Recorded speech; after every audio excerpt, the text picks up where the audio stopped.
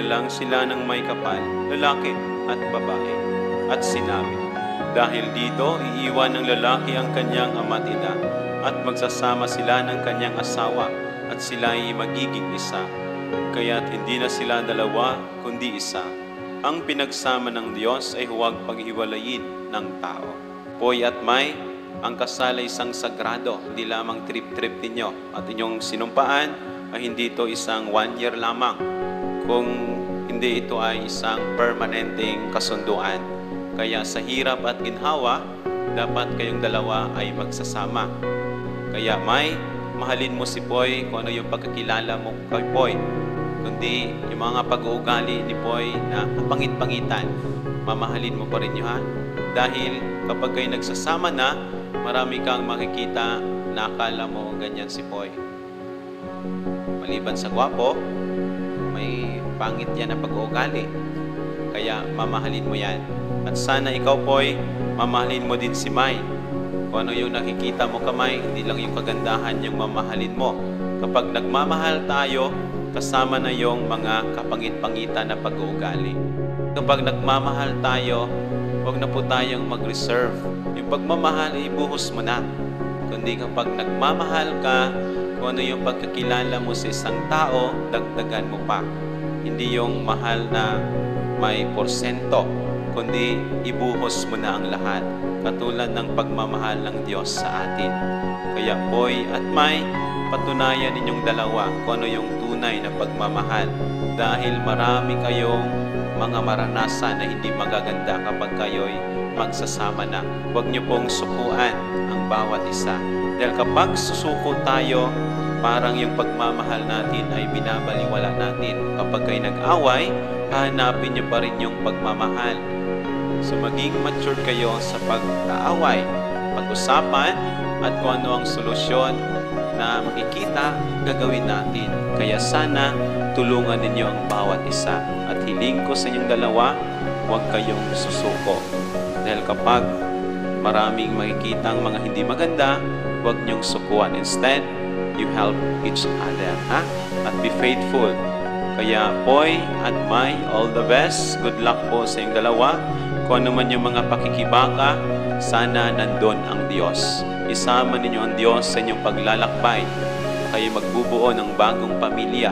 Sana sa hirap at ginhawa, nandoon ang Diyos. Hindi lang puro ginhawa, hindi lang puro sarap, kundi kahit tayo may problema, sana isama natin ang ating Panginoong Diyos. Kasi yung dalawa, sana ang pagmamahalan ninyo ay totoo, katulad ng pagmamahal ng Diyos. Kaya Poy at May, sana maging tapat din kayo sa bawat isa.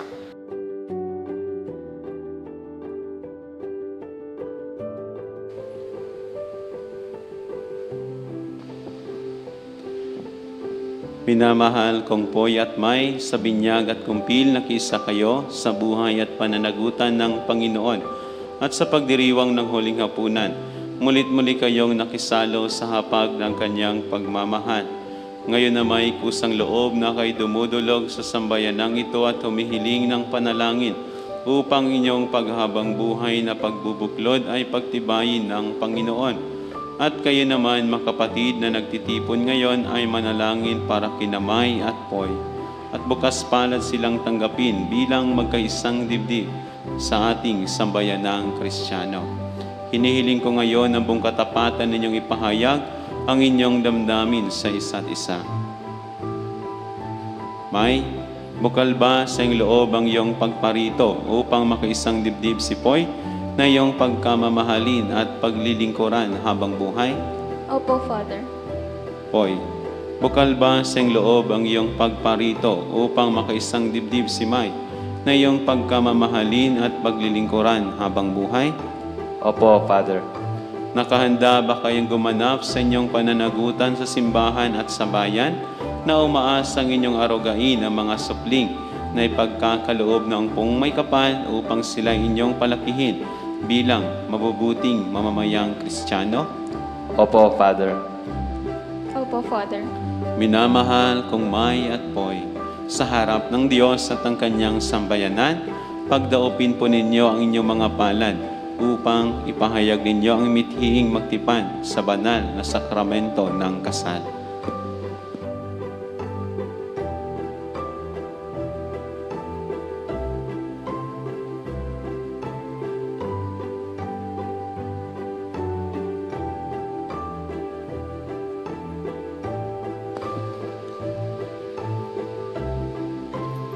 May sumasang-ayon ka ba na maging asawa si Poy na narito ngayon alinsunod sa batas at mga alintuntunin ng ating banal na simbahan?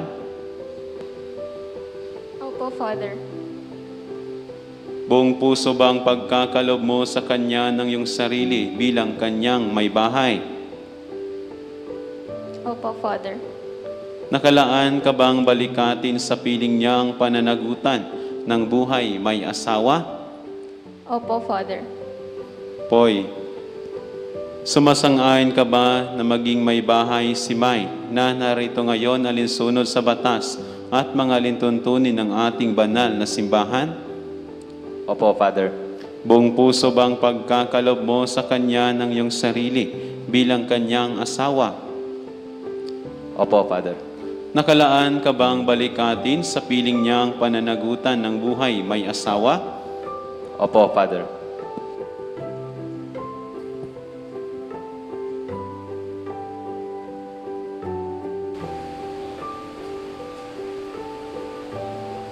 Ama namin, Kami po ay inyong loobin. Magkaisa ng kalooban at damdamin. Mula ngayon, sa kaginhawaan at kahirapan, sa karamdaman at kalusugan, sa lahat ng araw ng aming buhay. Bilang tagapagpatunay ng simbahan, pinagtitibay ko at binasbasan ang pagtataning puso ng iyong pinagtipan sa ngalan ng Ama at ng Anak at ng Espiritu Santo. Amen. Pagbabasbas at pagbibigayan ng mga singsing at aras. Ama naming maawain, basbasat mo at kupkupin ang iyong mga lingkod na sina Poy at May. Pagkalaban po sila ng sapat na kabuhayang sinasagisag na mga aras na ito sa kapagkakamit ng buhay na walang hanggan. Inuluhog po namin ito sa pamagitan ng Hesukristo, kasama ng Espiritu Santo, magpa sa walang hanggan. Amen.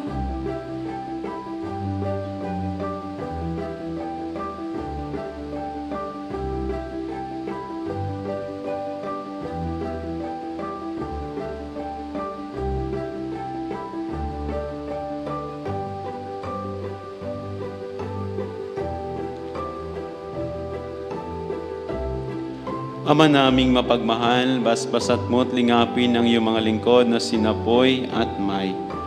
Pagindapatin mo po sila na magsusuot ng mga singsing na ito ay maging kawangis mo sa iyong wagas na pag-ibig at walang maliw na katapatan.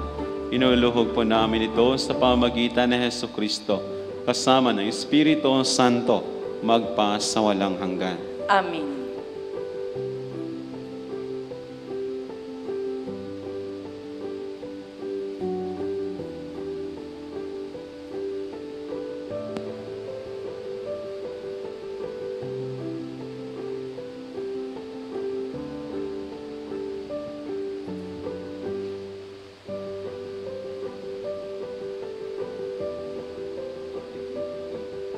Please follow me, Poy.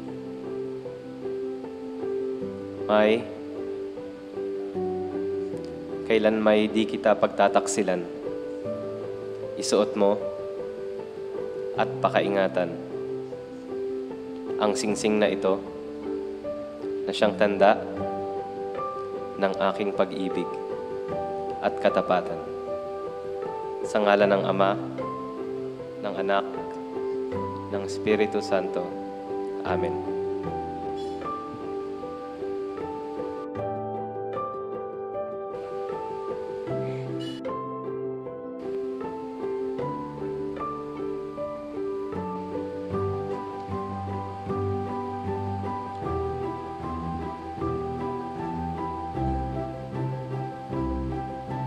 Poy,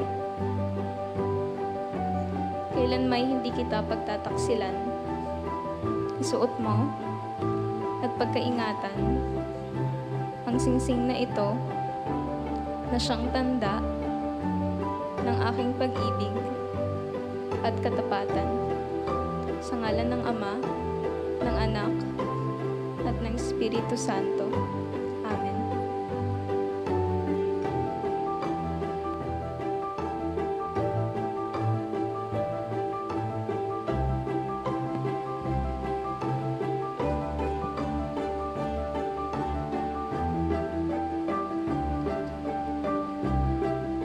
May, kailan may di kita pababayaan. Inilalagaan ko sa iyo itong mga haras na tanda ng aking pagpapahalaga at pagkalinga sa kapakanan mo at ng ating mga magiging anak. Sa ngalan ng Ama, ng Anak, ng Espiritu Santo. Amen.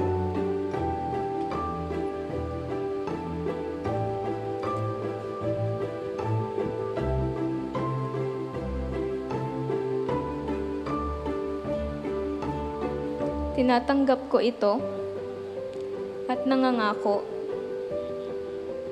akong magiging iyong katuwang sa wastong paggamit at pangangasiwa ng ating kabuhayan.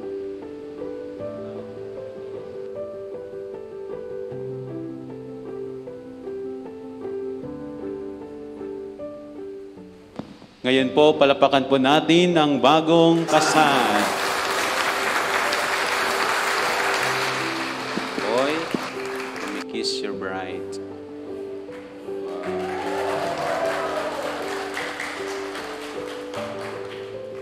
In 1 hour daw, 1 hour. Go, go. 1, 2, 3, go.